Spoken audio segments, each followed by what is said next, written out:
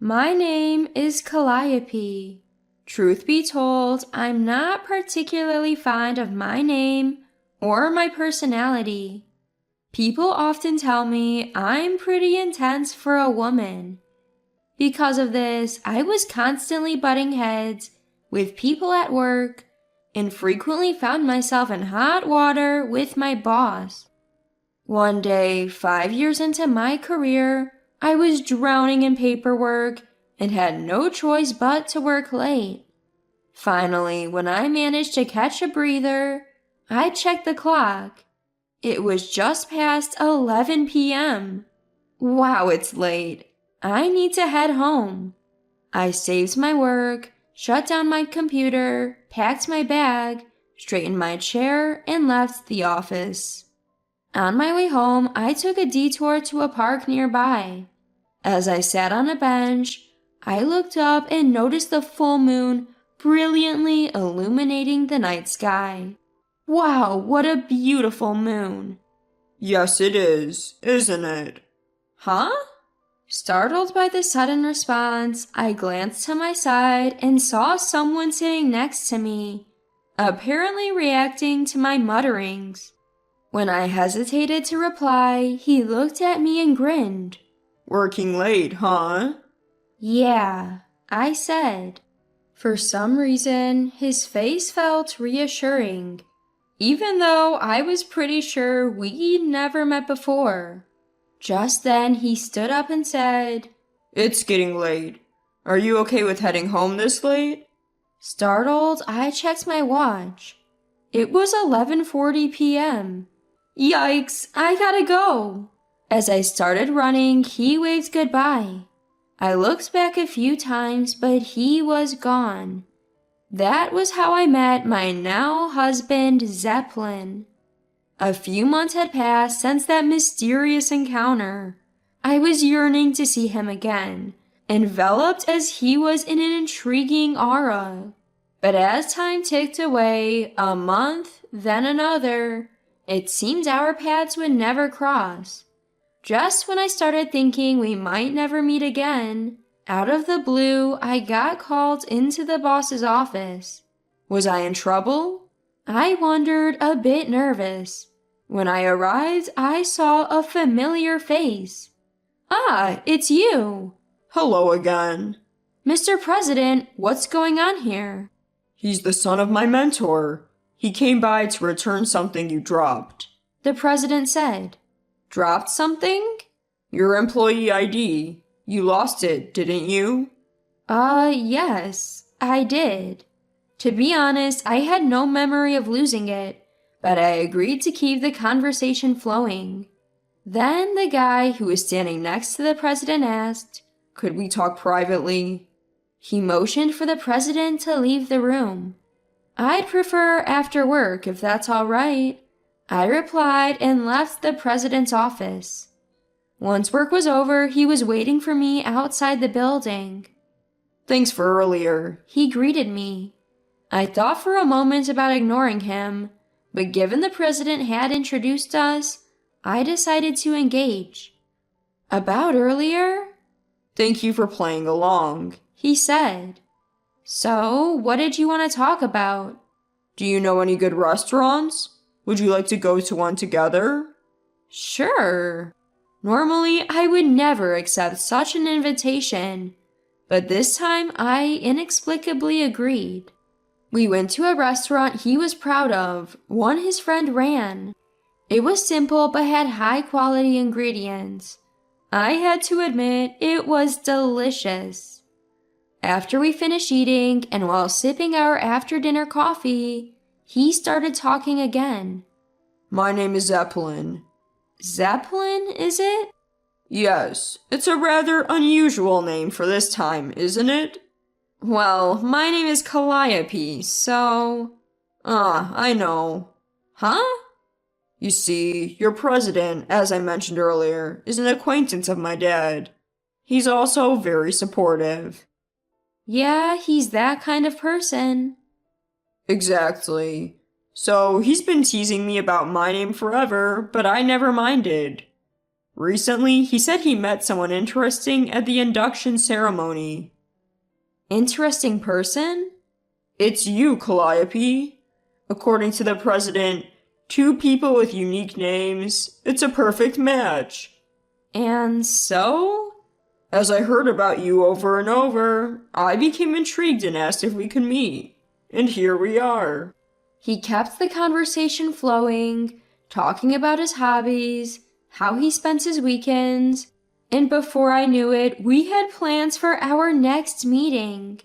On the way out of the restaurant, he offered to walk me part of the way home. He mentioned a movie he wanted to see, so we decided to make that our next outing. Time flew whenever I talked to him, and it was always such a blast. You sure know a lot, Zeppelin.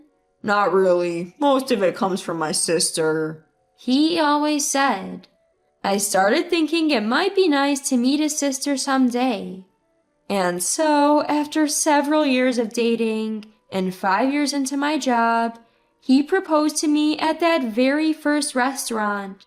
And just like that, Zeppelin and I became husband and wife.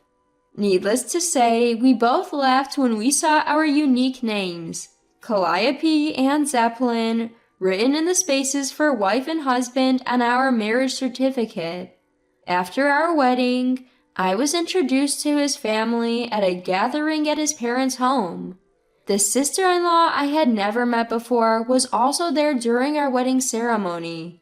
As soon as she heard my name, she seemed surprised, but overall, she left a good impression.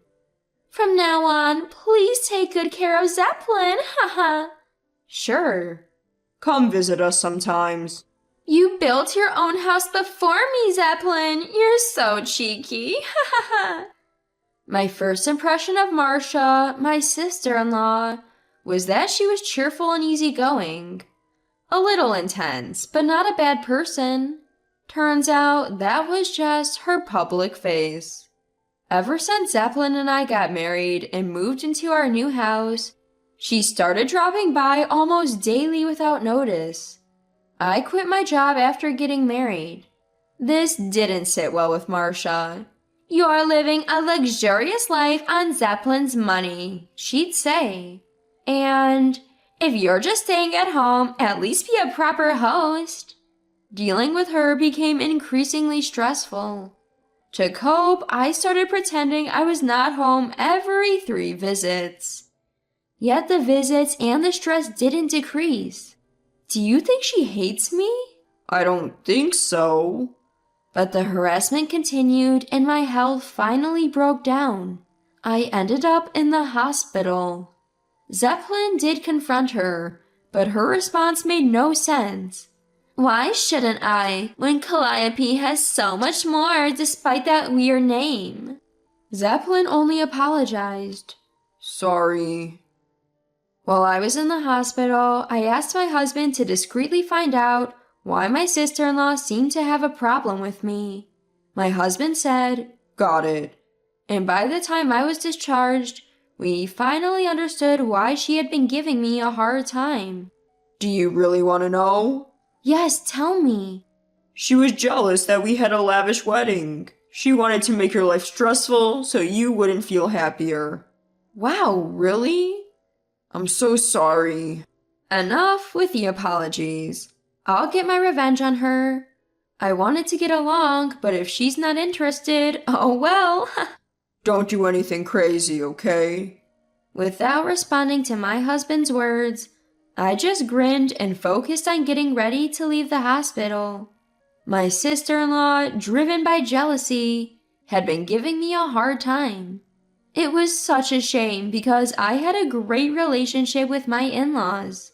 Well, it is what it is. I reached out to Dad, who I'd heard was her direct supervisor when we got married, and asked for his assistance.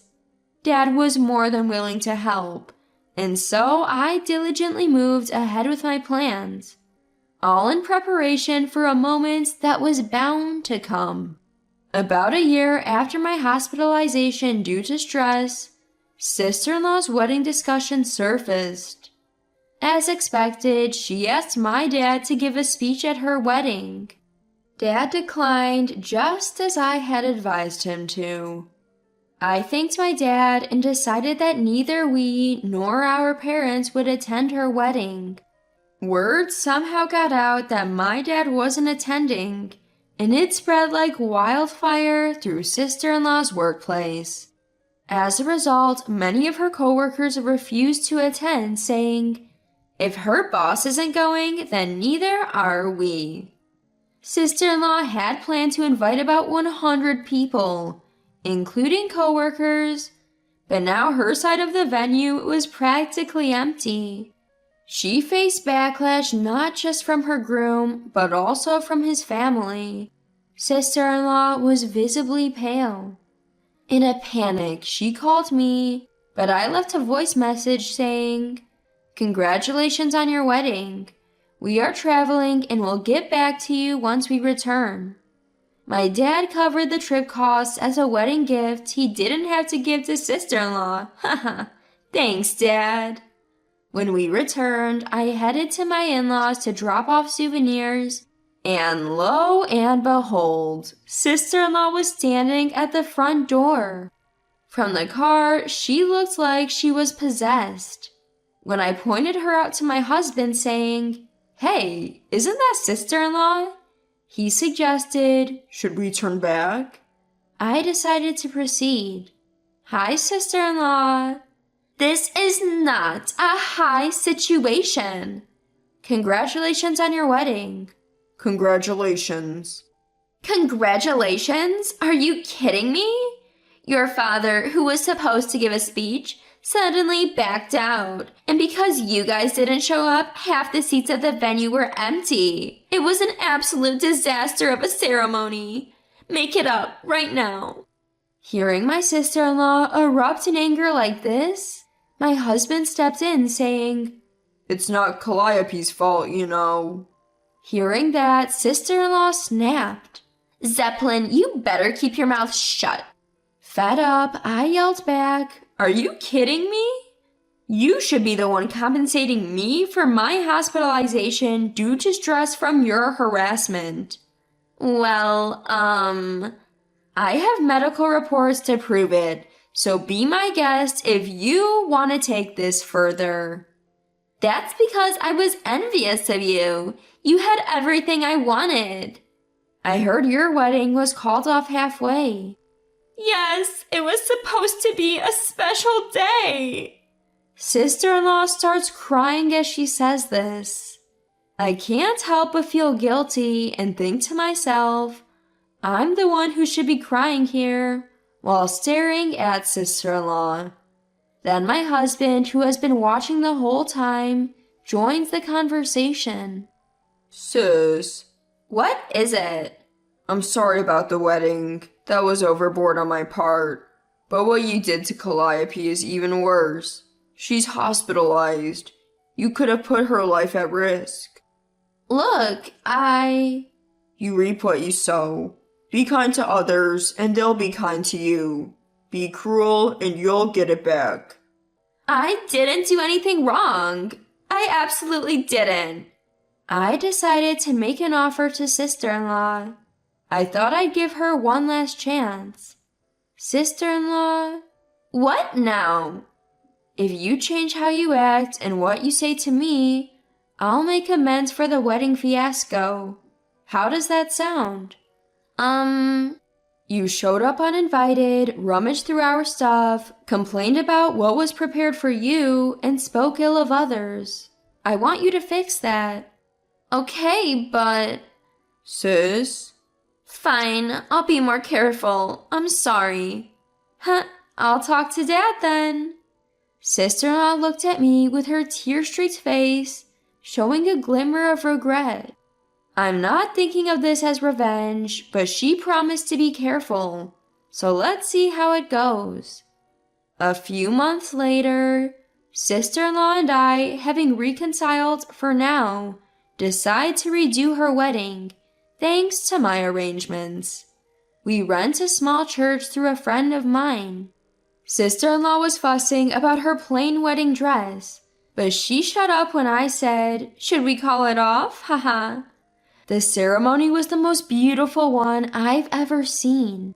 Sister-in-law seemed to enjoy herself and happily showed off her wedding dress to our parents. Of course, my dad gave the wedding speech. "I appreciate your cooperation in resolving our differences, and I'm happy you agreed to take this on." Dad took the stage and, gripping the microphone, said this to sister-in-law. Today is a blessed day, and I want to sincerely thank everyone for taking time out of your busy schedules to attend Marcia and her spouse's wedding ceremony. Believe it or not, this is actually our second time around, a do-over of the previous ceremony. Despite this, I'm incredibly grateful to all of you who've shown up to celebrate with us. Dad's speech covered a range of topics, offering insights into sister-in-law, and it was a wonderful speech. He concluded with, "Charity begins at home. I offer these words to her. Always act with a heart of service. In the end, your good deeds will return to you." Sister-in-law nodded repeatedly, crying. And so, sister-in-law's second wedding concluded perfectly. Among the guests were some who had attended the first one, and they agreed this ceremony was much better. "I might want to get married here," we heard people say.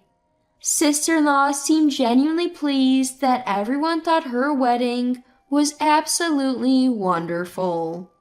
I found myself sincerely hoping for a lifetime filled with happiness for the newlyweds, and felt reassured about having a positive relationship with sister-in-law moving forward. Once again, congratulations, sister-in-law. May you be happy forever. I softly whispered these words of celebration. Whether she heard them or not as she made her rounds, sister-in-law remained smiling from ear to ear. They seemed to float away with the balloons in the clear blue sky. It's a secret I'll keep from the somewhat tired-looking sister-in-law after the ceremony, but I was truly moved by her beautiful appearance in her wedding dress and the heartfelt ceremony in a sacred place.